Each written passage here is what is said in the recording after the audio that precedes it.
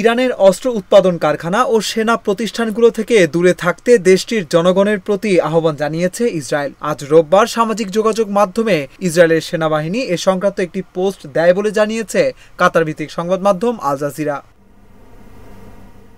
Israeli সেনাবাহিনীর ফার্সি ভাষার social media account থেকে বলা হয়েছে, সকল ইরানি নাগরিকদের প্রতি জরুরি সতর্কতা।